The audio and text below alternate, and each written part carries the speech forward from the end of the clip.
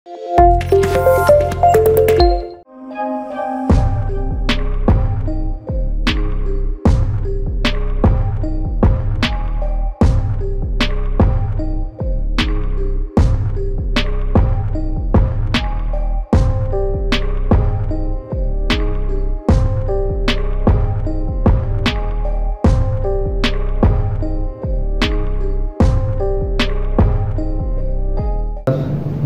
DYSP Chopra Annasaheb Gholap काल चोपडा ग्रामीण police स्टेशनच्या हद्दीमध्ये मोठ्या प्रमाणात गांजाची शेती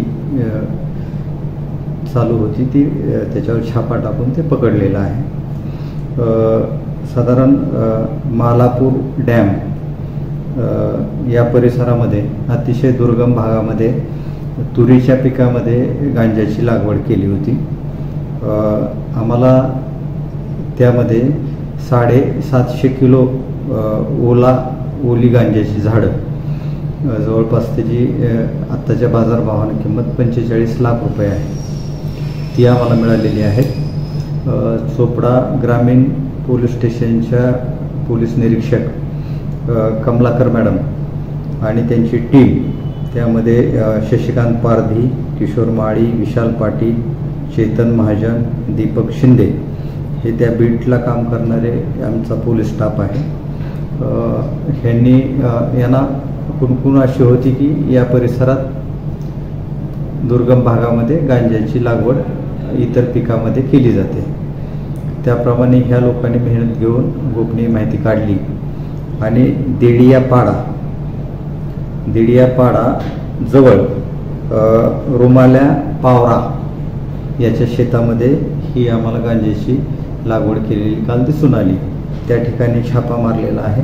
750 किलो ओला गांजा साधारण 45 लाख रुपयाचा पकडलेला आहे। त्याच्यानंतर पोलीस स्टेशनला त्याच्याबद्दल NDPS ॲक्ट प्रमाणे गुन्हा दाखल झालेला आहे आणि पुढचा तपास चालू आहे।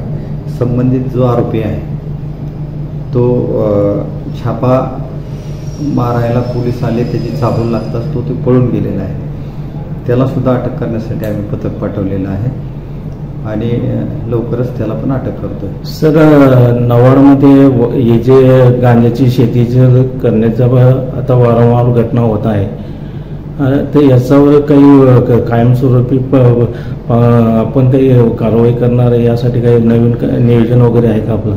छापा मारणं हीच मोठी प्रतिबंधक कारवाई आहे। एका ठिकाणी छापा मारल्यानंतर ऑटोमॅटिक जर इतर शेतकरी कुणी असतील जे दुर्गम भागात अशी लागवड करतात, ते नाश करून टाकतात, ते उपटून फेकून देतात, नष्ट करून टाकतात। तर गोपनीय माहिती काढणं आणि त्या ठिकाणी छापा मारणं